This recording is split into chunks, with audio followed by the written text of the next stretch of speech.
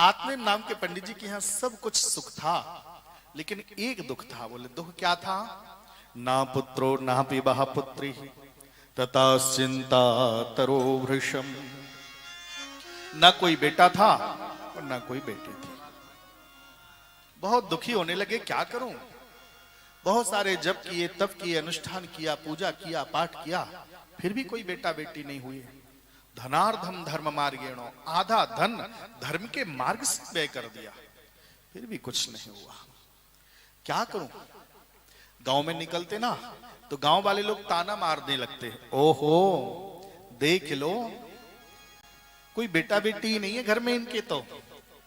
और जिसके यहाँ कोई संतान नहीं होती है ना, वो जिस स्थान पर बैठ जाता है वो स्थान ही पवित्र हो जाता है।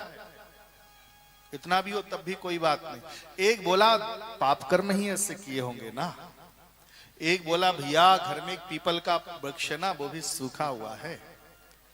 एक बोला घर में तुलसी का विरवा है ना, वो भी सूख जाता है। एक बोला भैया एक गाय माता है इनके घर में ना, वो भी बांझ है। ताने पर ताने लोग मारने लगे। इन्होंने सोचा अब इससे अच्छा तो मेरा मर जाना है। आधी रात को घर से निकल पड़े, किसी तालाब में, कुआं में, बावरी में कूदूंगा, जाकर के प्राणांत कर लूंगा। अर्धरात्रि को गए, एक तालाब के किनारे एक मिट्टी का ऊंचा ढेर था। महात्मा जी पीपल वृक्ष के नीचे बैठे थे। महात्मा जी ने कहा बेटा इधर आओ।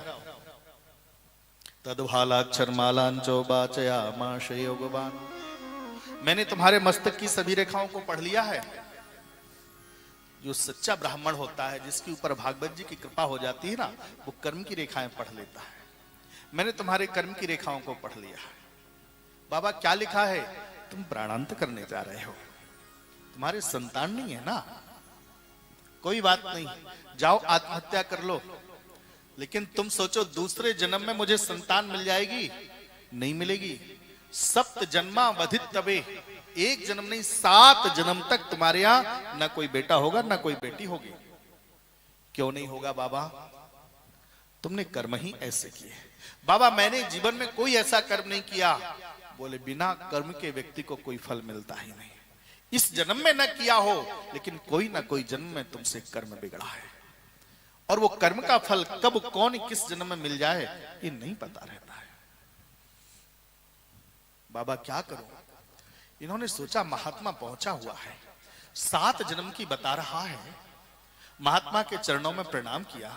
बाबा अब तो आपके ही चरणों में प्राणांत करूंगा। बाबा ने सोचा ये तो ब्रह्म हत्या और लग जाएगी, क्या करूं? अब संतों को दया जल्दी आ जाती है। संत हृदय नवनीत समाना, जैसे नया मक्खन होता है ना, वैसे संतों का हृदय होता है। दया आ गई। बोले बेटा रुक जाओ। इधर उधर देखा, कुछ नहीं दिखाई दिया। किसी भक्त ने एक आम का फल दिया था। झोरी में हाथ डाला, वो आम का पीला पीला पका हुआ फल था ना, उसको निकाला।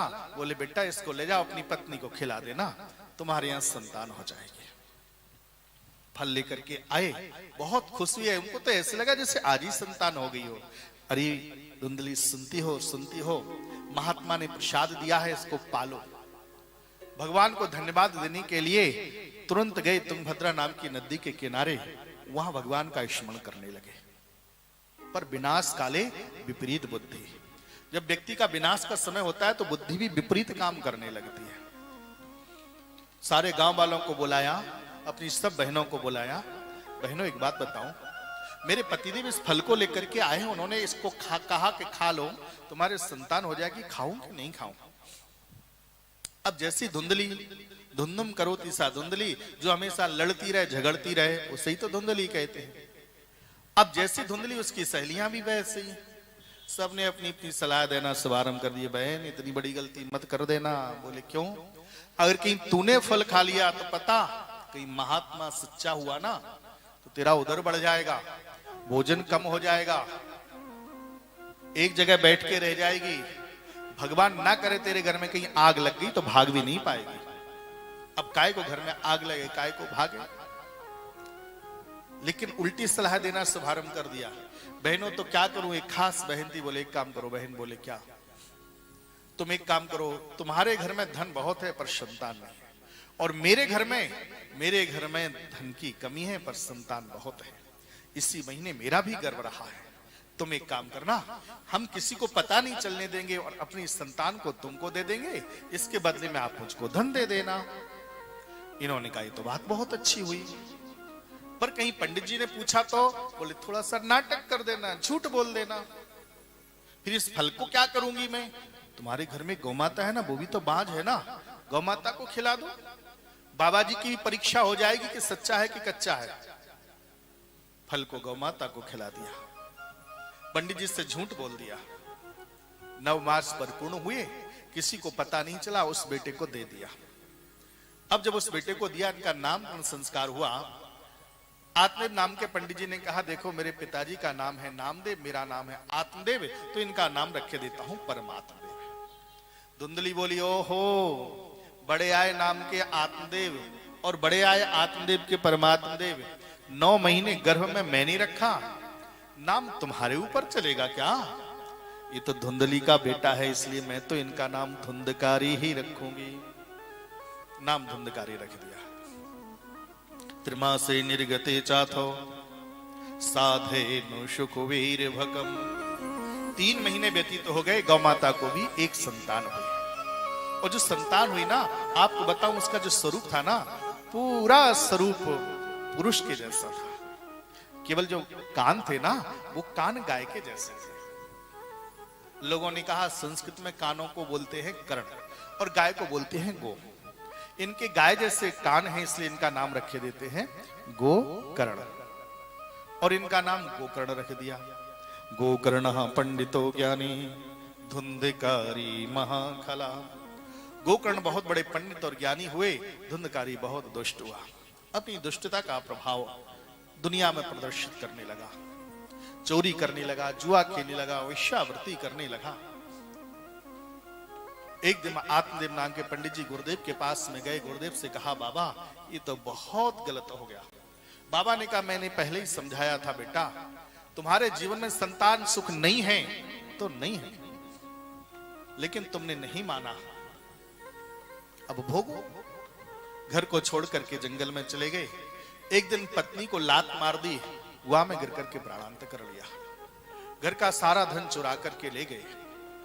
वैश्याओं ने देखा ये तो दुनिया से चोरी करके धन लाया है, इकट्ठा बहुत हो गया है, गला दबाया, इसका प्राणांत कर दिया।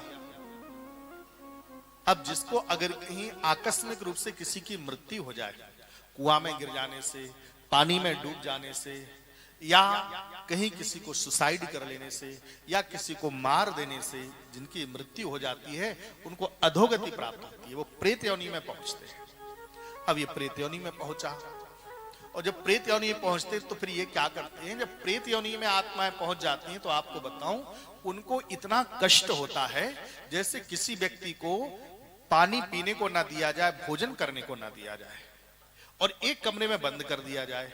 भूख से और प्यास से वो व्यक्ति जो छटपटाता है ना, बस वैसी छटपटात इन प्रेतात्माओं में रहती है। क्यों? क्योंकि इनके वंशज ही कहीं इनको कुछ करें तो ही इनको लगता है, बाकी का दुनिया कुछ भी करती रहे तो इनको नहीं लगता। अब इन्होंने कहा क्या करूं। एक दिन क्या हुआ, घर में ही आए। अब अपनी मुक्ति के लिए क्या करते हैं, कभी कभार जैसे बच्चा जो होता है ना, और बच्चा अगर कहीं माँ उसकी बात को नहीं सुनती, पिताजी उसकी बात को नहीं सुनते, तो बच्चा खींच जाता है। फिर क्या करता है, माँ की साड़ी को भी खींचता है, माँ के पल्लू को भी खींचता है, सामान की तोड़फोड़ भी करता है, क्योंकि उसके मन का काम नहीं हो पा रहा है। वैसे जैसे बच्चे की खीजन होती है, वैसे हमारे पितरों की खीजन भी होती है। उनका कारण होता है हमारी मुक्ति का उपाय। अब अगर कहीं कोई सदगुरु की कृपा इस बीच में हो जाए तो ये कारण वो बता देते हैं, और नहीं तो कई लोगों की समझ में ही नहीं आता, पूरी जिंदगी भर संघर्ष करते रहते हैं।